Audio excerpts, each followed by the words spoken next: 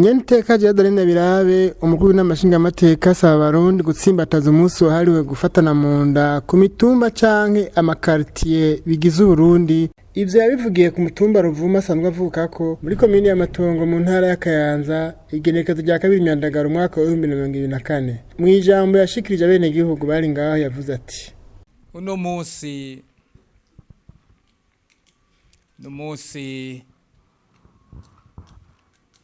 udasanzwe n'umunsi udasanzwe nubwo uvugitse mu majambo yoroshe ko ari umunsi wo gufatana mu nda, umunsi wo gufashanya. Iki ni ikimenyetso ariko ni munsi wo kwikebuka tukaraba aho tubaye, aho tuvuka, tukongera tugahura tukarabira hamwe aho tugeze, tukarabira hamwe ibitugoye, tukarabira hamwe n'ivyo twoshobora gufashanyamo. Twavyumvise bimwe bimwe, ndazi ko atari byose kuko ubundi ntivyonakunda ko ibigoye abantu bose bo ku mutumba bishobora kumenyekana, cyane cyane nk'umutumba wa Ruvumu ingorane si nkeyi. Umukuru w'Inama Nshingamateka yibukije abanyagihugu bari bitavye izo birori yuko iterambere gufatana mu nda bagakorera hamwe, aho yasubiye kubahimiriza kwijukira amasosiyete koperative. Mu iterambere turabivuga muri rusange, mugabo ikintu kirimo mu iterambere abantu ntibashobora gutera imbere badafatanye mu nda, na cyane cyane ko tugenda duhimiriza tuvuga tuti iterambere turihagarike ku mashirahamwe. Abantu bishira hamwe masosiyete koperative noneho bakorere hamwe, barime vyinshi, barime hanini, hanyuma n'umwimbu ube mwinshi. Turashima ko twumvise rero yuko amahoro hano n'umutekano bimeze neza. Tugashima kandi yuko twumvise ko n'umwimbu w'ibigori wabaye mwiza, kandi n'umwimbu w'ibiharage nawo nyene ukaba wabaye mwiza. Ivyo ni ivyo gushimira Imana, kuko nta muntu yovuga ko yagushije imvura nziza, ivyo ni Imana ibikora. Ku Burundi bwacu rero ahanini ku ntara, mu makomine no ku mitumba, mu Burundi bwose haravugwa ko habaye umwimbu mwiza cyane. Twarumvise ko n'ikimenyamenya hariho ibindi bihugu bimwe bimwe byagize ingorane, izuba ryakari ryinshi cyane. Noneho kubera ko twebwe Imana yatugiriye neza, akavura kakagwa neza, kazuba kakaka neza, umwimbu ukaboneka. Mwarumvise ko kumbura bamwe ntimubizi, ariko umukuru w'igihugu yaragiye kuramutsa mugenzi we w'igihugu ca Zambia, agenda yitwaje akantu k'ubuvandimwe.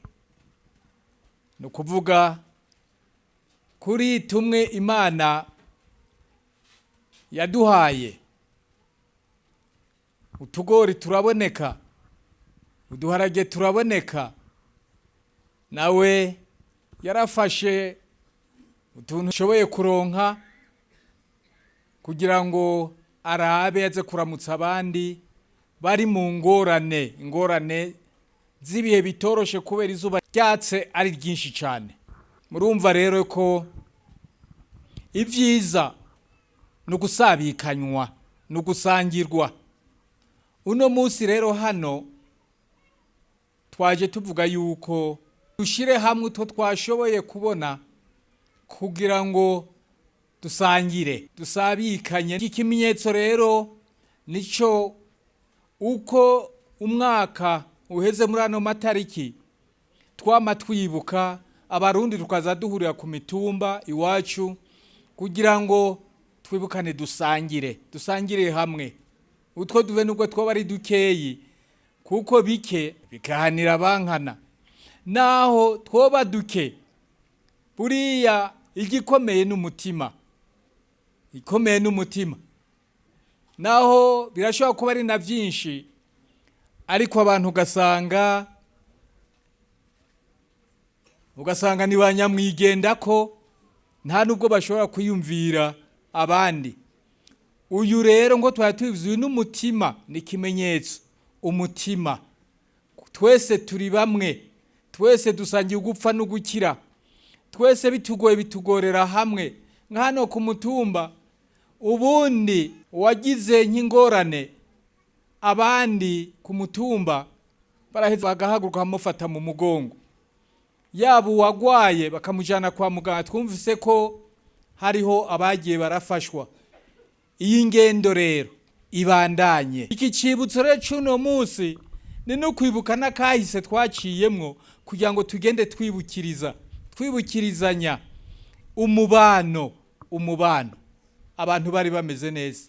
Aha ku Ruvumu wabona abantu batwenga ico gihe batwenga kuko abantu bari basangiye vyinshi. Reka rero singiye kubicisha amajambo, uyu munsi si w'amajambo n'umunsi wo gushimiranira kugira ngo utwashoboye kuboneka tudusangire.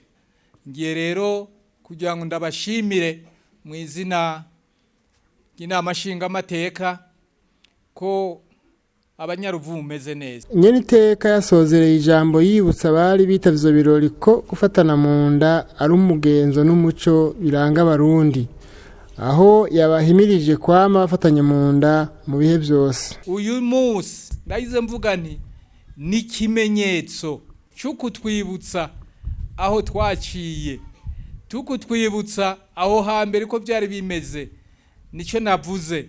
Ariko uyu n'umugenzo n'umuco w'abarundi, gufatana n'umugenzo n'umuco nituwibagire. Rero hariho nibigiye kuzoza by'amashuri navyo twarabivuze ko muze mufatane mu nda mubane mufatanye no mu bintu by'amashuri. Abana bashaka kuja ku mashure murabe ingene muza musuzuma abana ko baja ku mashure koko ko bashika ku mashuri. Ibyo byose mubikore mufatanye mu nda mukumvikana mu bice byose mu bihe byose kuko nico mbona kizoshobora kudufasha cyane twebwe abarundi. Imana rero ibahezagire, murakoze cyane.